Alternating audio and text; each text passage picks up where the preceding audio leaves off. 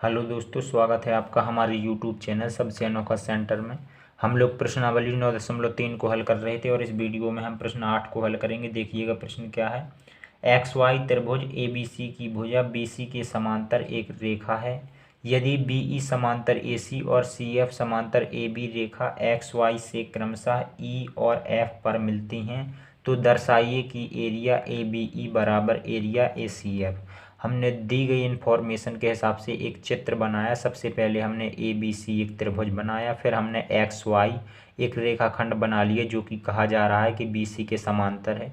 X Y को हमने इस तरफ ई तक बढ़ा दिया और इस तरफ हमने एफ तक बढ़ा दिया और हमने सी एफ को मिला दिया और बताया गया था जो हमारा सी एफ है वो हमारी ए बी के समांतर है। और इसी प्रकार हमने बी और ई को मिला दिया और बताया गया था कि जो हमारी बी ई है वो हमारी ए सी के समांतर है। ठीक है, और फिर हमने ई ए को मिला दिया और एफ ए को मिला दिया। इस प्रकार से हमारी आकृति बन गई।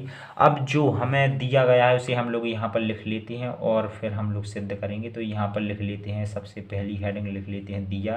और दिया में हम लोग क्या लिखेंगे, हम लोगों को पता है कि जो प्रश्न बोल रहा है कि एक्स वाई और बी सी समांतर है। ठीक है, तो यहाँ पर हम लोग लिख लेंगे एक्स वाई समांतर बी सी।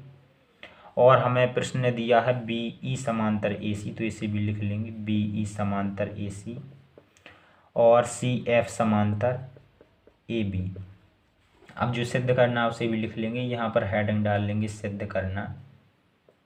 और सिद्ध करना में जो हमें दिया गया है यहाँ पर हम लोग लिख लेंगे, हम लोग लिखेंगे एरिया ए बी ई बराबर area A C F, A C F. ठीक है, अब यहाँ से हम लोग हेडिंग डालेंगे उपपत्ति और यहाँ से सिद्ध करना स्टार्ट करेंगे। तो देखिएगा यहाँ पर देखिएगा दो चतुर्भुज बन रहे हैं ई बी सी वाई और एक्स बी सी एफ। ठीक है, अब हमें बताया गया है जो हमारी एक्स वाई है वो हमारी बी सी के समांतर है।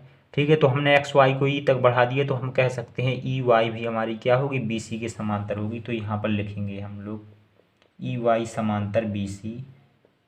इसी प्रकार हमें बताया गया था बी ई समांतर ए सी है, तो हमें ए सी का ये छोटा पार्ट ले लें वाई सी, तो हमारी जो बी ई होगी वह वाई सी की समांतर होगी। तो यहाँ पर हम लोग लिख सकते हैं बी ई समांतर वाई सी। ठीक है, यहाँ पर वाई सी तथा अब देखिएगा एक्स वाई को हमने इस ओर बढ़ा दिया एफ तक, तो हमारी जो एक्स एफ होगी वो हमारी बी सी के समांतर होगी। तो यहाँ लिख देंगे एक्स एफ समांतर बी सी। और यहाँ पर हमारा सी एफ जो है वो हमारी ए बी के समांतर है, यहाँ पर हमें दिया गया है, ये सब चीज़ें दी गई हैं। ठीक है, तो हम ए बी का छोटा पार्ट ले लें एक्स बी, तो ये भी तो हमारा सी एफ के समांतर होगा। ठीक है, तो हम लोग लिख सकते हैं सी एफ समांतर एक्स बी। ठीक है, अब देखिएगा इसलिए हम लोग क्या लिख सकते हैं, यहाँ पर देखिएगा ई वाई समांतर बी सी है, ई वाई समांतर बी सी है और बी ई समांतर क्या है, वाई सी है।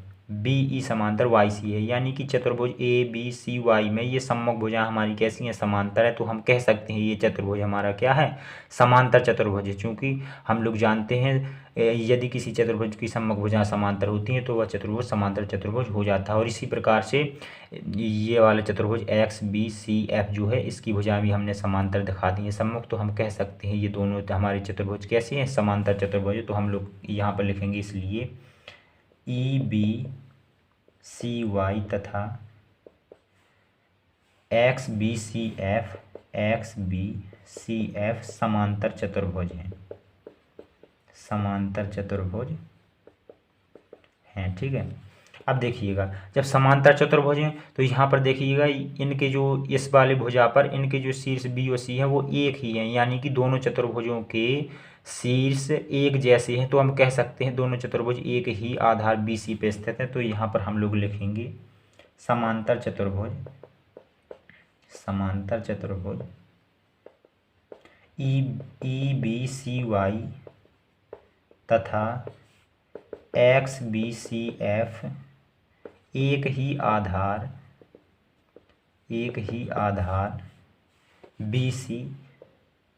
बी सी तथा यहाँ पर ऊपर की ओर देखिएगा, ऊपर की ओर इस वाली रेखाखंड पे हमारे दोनों चतुर्भुजों के शीर्ष हैं और यहाँ पर भी हमारे दोनों चतुर्भुजों के शीर्ष हैं, यानी कि एक ही रेखाखंड पर दोनों चतुर्भुजों के शीर्ष हैं, तो हम कह सकते हैं ये एक ही समांतर रेखा के बीच में हैं, ठीक है। या फिर हमें पता भी है कि ये एक्स वाई है BC के समांतर है, ठीक है। तो ये दोनों क्या है हमारे एक ही समांतर रेखा के बीच में है और ये इन दोनों के शीर्ष एक जैसे हैं, यानी कि ये एक ही आधार पे हैं। तो हमने एक ही आधार पर तो लिख दिया। अब हम लोग यहाँ लिख सकते हैं तथा ये एक ही समांतर रेखाओं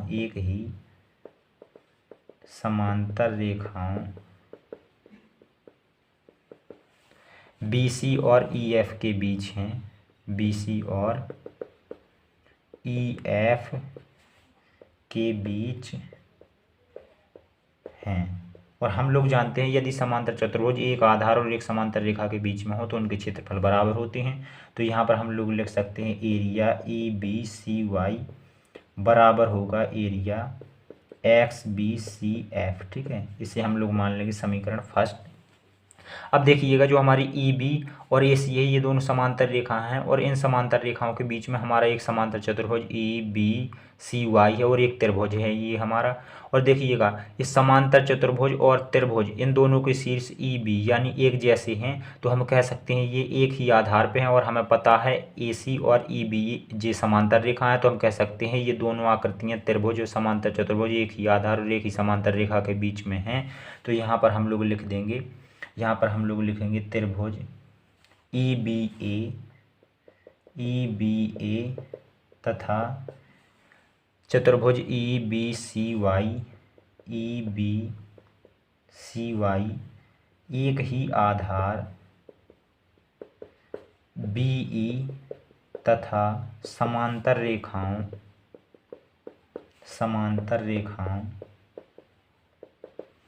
BE और AC के मध्य स्थित हैं, BE और AC के मध्य स्थित हैं।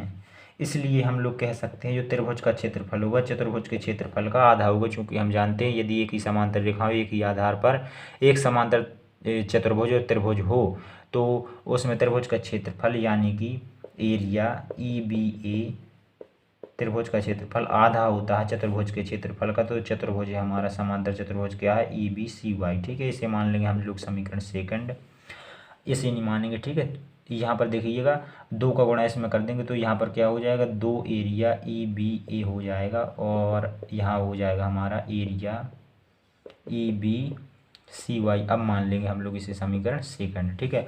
अब इसी प्रकार देखिएगा, इसी प्रकार यहाँ पर देखिएगा CF और AB समांतर हैं और इन दोनों समांतर रेखाओं के बीच में हमारी एक तो समांतर चतुर्भुज है XBCF और एक हमारा त्रिभुज है ACF या कह लें FCA, कुछ भी नाम कह सकते हैं। तो इसमें एक त्रिभुज एक समांतर चतुर्भुज है, तो इसमें भी क्या होगा त्रिभुज का क्षेत्रफल समांतर चतुर्भुज के क्षेत्रफल का आधा हो जाएगा। तो हम लोग लिख सकते हैं कि ACF का क्षेत्रफल एरिया ACF का क्षेत्रफल आधा हो जाएगा एरिया XBCF के क्षेत्रफल का, XBCF के क्षेत्रफल का, ठीक है। यहाँ पर 2 का गुणा कर देंगे तो यहाँ पर हो जाएगा 2 एरिया ACF बराबर एरिया XBCF। इसे मान लेंगे समीकरण थर्ड, ठीक है। अब समीकरण फर्स्ट सेकंड और थर्ड से देखिएगा हम लोग क्या करने वाले हैं, यहाँ पर लिखेंगे समीकरण फर्स्ट सेकंड व थर्ड से। तो यहाँ पर देखिएगा फर्स्ट में क्या है EBCY है, तो EBCY की जगह पे हम लोग देखिएगा समीकरण सेकंड से क्या लिख सकते हैं, हम लोग लिख सकते हैं 2 एरिया EBA, तो लिख देंगे यहाँ पर इसकी जगह पे हम लोग समीकरण सेकंड से ये लिख सकते हैं, तो ये लिख देंगे 2 एरिया EBA और बराबर यहाँ पर देखिएगा फिर क्या फिर है हमारा XBCF। तो XBCF की जगह हम थर्ड से क्या लिख सकते हैं 2 एरिया ACF, 2 एरिया ACF, 2 दोनों तरफ है तो ये काट देंगे, यहाँ पर आ जाएगा एरिया EBA बराबर एरिया ACF। अब देखिएगा हमें सिद्ध क्या करना था, हमें सिद्ध करना था ABE, EBA और ABE का मतलब एक ही है, ठीक है। और यहाँ पर देखिएगा ACF और ACF यानी कि जो हमें सिद्ध करना था वो हमारा सिद्ध हो जाता है। यहाँ पर लिख देंगे इति सिद्धम।